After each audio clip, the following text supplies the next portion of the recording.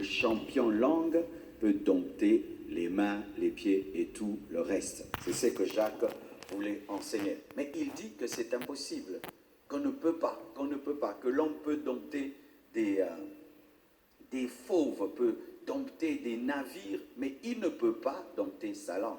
Pour dire ceci, il te faut l'aide de Dieu, il te faut l'aide de Jésus, il te faut l'aide du Saint-Esprit pour que tu aies une langue disciplinée.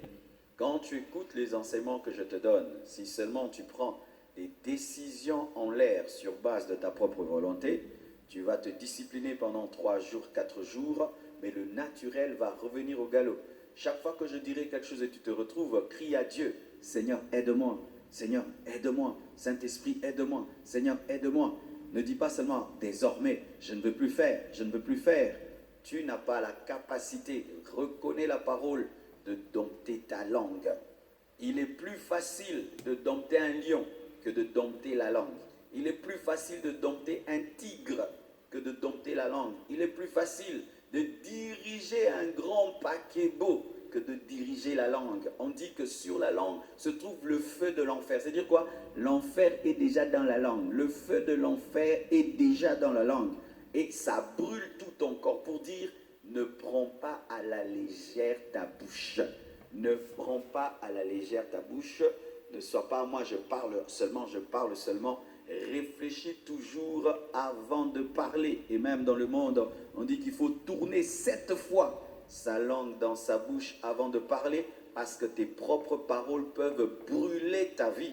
Dis Jacques, tes propres paroles, avant de brûler les autres, te brûlent toi-même. Et la langue est le monde de la contradiction. Pourquoi? Parce que la langue est capable d'adorer Dieu. Elle est capable de parler en langue. Parce que si on parle du parler en langue, c'est parce qu'il y a la langue. Mais elle est aussi capable d'insulter. Elle est capable de mentir. Elle est capable de maudire. La même langue a une capacité de prêcher, d'enseigner, de prophétiser. Elle a aussi la capacité de maudire et d'insulter. La même langue, elle le fait aisément. Elle peut être facilement totalement chrétienne et totalement païenne, totalement du Saint-Esprit, totalement du diable. La langue. Frères, sœurs, dans la sanctification, si tu négliges ta langue, tu as négligé le champion rebelle de ton corps. Et donc, toi qui recherches la sanctification de ton corps, ton premier ennemi, ce n'est pas le domaine sexuel. Non, c'est la langue. La Bible dit que celui qui ne bronche pas en parole peut tenir son corps. Amen. Car la plupart des péchés sollicitent l'aide de la langue pour se manifester. Alléluia. La plupart des péchés ont besoin de la langue pour se manifester. Et donc si tu la domptes, il y a beaucoup de péchés qui ne seront pas commis parce que celui qui est le catalyseur de ces péchés sera dompté et discipliné. Alléluia. Alléluia. Et tu vas voir que la plupart de tes péchés commis, tu as d'abord commencé par parler mal, et puis tu as agi mal. Tu as d'abord utilisé ta bouche, et puis le reste est venu, la langue. Amen. Et aujourd'hui, je vais mettre l'accent, la lumière sur des petites choses que nous négligeons dans le domaine de la parole et qui constituent devant Dieu des sources de péché. La Bible dit, écarte de ta bouche toute fausseté, éloigne de tes lèvres les détours. Tout ce qui est mal doit quitter ta bouche. Aujourd'hui, je vais parler premièrement de l'exagération et de la surenchère en parole. L'exagération et la surenchère en parole comme étant un péché. Nombre 13, versets 23 à 33, la Bible dit ceci. Voici ce qu'ils racontèrent à Moïse. Il s'agit des 12 espions qui sont allés à Canaan. Nous sommes allés dans le pays où tu nous as envoyés. À la vérité, c'est un pays où coule le lait et le miel, et en voici les fruits. Mais le peuple qui habite ce pays est puissant. Les villes sont fortifiées, très grandes.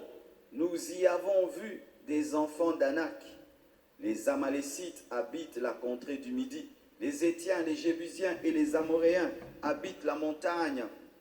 Et les Cananéens habitent près de la mer et le long du Jourdain.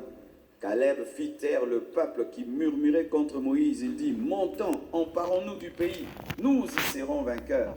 Mais les hommes qui étaient allés avec lui dirent, nous ne pouvons pas monter contre ce peuple, car il est plus fort que nous, plus fort que nous. Et ils décrièrent devant les enfants d'Israël le pays qu'ils avaient exploré. Ils dirent, le pays que nous avons parcouru pour l'explorer est un pays qui dévore ses habitants. Vous imaginez ça? Un pays qui dévore ses habitants, surenchère. Tous ceux que nous y avons vus sont des hommes d'une haute taille, même les bébés.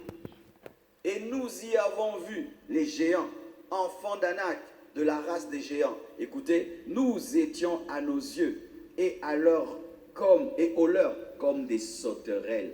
Tu envoies des gens, Dieu te dit qu'il t'a donné un territoire et ils doivent seulement aller explorer pour revenir et communiquer la foi. Mais quand ils reviennent, ils disent, nous sommes des sauterelles. Eux sont des géants, nous sommes des sauterelles. Et il y a des gens qui sont comme ça. Ils sont tout le temps dans les superlatifs. Tu connais le superlatif, non? Ils disent tout le temps, c'est pire, ils exagèrent tout. Une petite chose, ils aggravent toujours. Tu ne dis jamais les choses simplement, tu ajoutes toujours, tu es toujours dans la surenchère. Une chose de simple, tu dis, c'est grave, c'est terrible, c'est super, extraordinairement extraordinaire. Et quand on vient vérifier, il n'y a rien. Parce que Caleb aussi était parti, il n'a pas décrit le territoire tel qu'ils ont dit. Pourquoi il n'était pas dans la surenchère? Lui, il a vu ce que Dieu voulait qu'il voie, mais les autres, ils ont exagéré, que eux étaient des sauterelles devant eux, ce qui était faux. Lorsque tu as la maladie de la surenchère, certainement tu seras un menteur. Parce que tu ajouteras, alors que la Bible dit que ton non soit non et que ton oui soit oui. Et certains même, ils ajoutent, tu as acheté ça à combien? Il ajoute le prix. Tu ajoutes le prix. Si on va, montre-les les belles. Tu l'as acheté, mettons, à $500. Ah, c'était combien? À $5000. Quand tu vends quelque chose, tu ajoutes toujours le prix, la surenchère. Quand tu racontes une histoire, tu ne peux pas la raconter telle qu'elle était.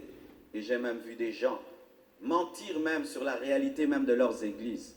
Il dit, il a une église de 100 000 membres. Où est-ce que tu vas la mettre? Pour mettre 100 000 personnes, c'est plus que le stade des martyrs.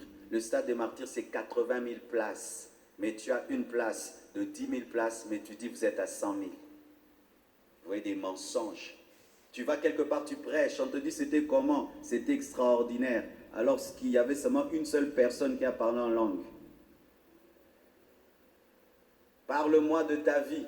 Tu gonfles les choses, tu gonfles les choses. Jamais tu ne te présentes tel que tu es. Tu gonfles. Et quand on s'approche, on se rend compte que tu n'es pas un lion, tu es un chat. As-tu le courage de dire les choses telles qu'elles sont? De raconter ta vraie histoire sans surenchérir? C'est parmi les écoles que j'ai apprises avec Dieu. J'étais dans un monde où tout, on disait terrible, extraordinaire, terrible, terrible, extraordinaire. Et je suis entré dans ce monde-là, mes frères. Et une fois, on me dit de témoigner à l'église. Et j'ai témoigné, j'ai ajouté. J'avais prêché à l'école et Dieu m'avait utilisé un peu. Et quand j'ai témoigné, c'est comme si toute l'école était sous l'onction et tout le monde était par terre et les professeurs. Alors qu'il n'y avait que 2 ou 3 personnes qui étaient baptisées du Saint-Esprit. Je suis venu raconter l'histoire en aidant Dieu. Et certains, c'est ça, ils gonflent leur témoignage. Tu as un simple témoignage, mais tu ajoutes. Tu n'as pas eu une vie terrible dans le passé, mais quand tu parles de ton passé, c'est comme si tu étais un grand païen, alors que tu n'as presque rien fait. Pourquoi même voulez-vous glorifier même des péchés que vous n'avez pas commis? J'étais un grand païen. Tu étais un grand païen, tu as fait quoi? Oh, j'avais 2 copines, vraiment. La surenchère, surtout sur ta voiture, sur tes habits, sur ta maison, sur ta vie, sur ta vie. Ta vie là c'est faux, il n'y a que des mensonges. Tu as tout gonflé, tout gonflé. Et ça m'avait poussé, cet esprit de surenchère, à mentir, mentir même sur mes parents. J'ai menti aux gens que j'étais le fils d'un politicien de ce pays. J'ai menti aux gens que j'ai déjà été en Europe alors que j'avais même jamais été à Brazzaville. La surenchère. Parce que quand tu commences dans la surenchère, tu dois continuer, tu dois évoluer. Parce que la surenchère pousse les gens à te trouver extraordinaire. Et tu sais, quand les gens te trouvent extraordinaire, tu dois être extraordinaire dans tout. Et jusqu'à mentir sur tout, sur tout. Est-ce que vraiment le toi là, c'est toi? C'est que les gens savent de toi, c'est vraiment toi. Et avec ce phénomène Internet, ah là là là là, c'est terrible. Tout le monde est faux. Faux. Même sur Internet, tu es très beau sur Internet, même comme ça là, ah, c'est ça aussi, il y a d'autres comme ça là. Sur Internet, il est waouh, on croirait un millionnaire. Quand tu t'en approches là, oh, c'était la lumière quoi, les filtres. Tout ça, la surenchère sur tout, sur ta beauté, sur ton apparence. Certains vous prenez des photos dans des maisons qui ne sont pas les vôtres et on pense que tu es riche, tu es riche, tu es riche. Et un jour comme ça, tu dois te marier, tu dois maintenant expliquer que tout était faux. On n'a plus des gens vrais. Ou quand tu le prends très haut, il te dit non, c'est pas ça. Ah, ta maison là, tu l'as achetée à 2 millions. Non, je ne l'ai pas achetée à 2 millions. Dieu a touché quelqu'un qui m'a donné ça à un prix, vraiment la grâce de Dieu. Non, on n'aime plus ça, la grâce de Dieu. On veut laisser les gens nous avoir peur de nous. N'a-t-il bon bon, ouais. Péché, péché, orgueil, orgueil. Tu mens sur tes études. Tu n'as pas fini les études, mais tu mens que tu as fini les études. Tu ne travailles pas. Tu n'es pas engagé, mais tu sors des fois et tu as des copes, mais tu fais croire que tu es vraiment engagé. Vrai ou faux? Vrai ou faux? La surenchère. Certains même mentent sur leur âge. La surenchère. Et tu vois là, des toutes petites choses là. C'est pourquoi j'ai dit, ça c'est les enseignements des bébés. Parce que quand quelqu'un grandit dans le Seigneur, il n'est plus dans ça. Tu peux le trouver grave, il te dit non, non, non, non, non, c'est pas ça. Ah, ça c'est la grâce de Dieu. Ah, comment ta voiture là tu l'as achetée? Ah non, c'est un cadeau, on m'a offert. Ah, mais ça, ah, vraiment tu as beaucoup d'argent. Non, non, non, non, c'est pas beaucoup d'argent. Tu as touché quelqu'un qui m'a fait du bien. Vois-moi comme je suis, pourquoi? Tu te gonfles. Certains vous parlez de vos projets comme si c'est déjà. Tu parles de tes projets comme s'ils sont, mais ce n'est rien. Tu n'as encore rien fait. Et ce n'est pas la foi, tu sais que tu mens. Tu sais que tu mens. Parce qu'il y a une manière de parler des projets dans la foi et une manière aussi de mentir en parlant des projets. Et les gens investissent dans ton projet alors qu'il n'existe pas. C'est de l'escroquerie. La surenchère même de sa famille. Certains mentent sur leur famille. Vous voulez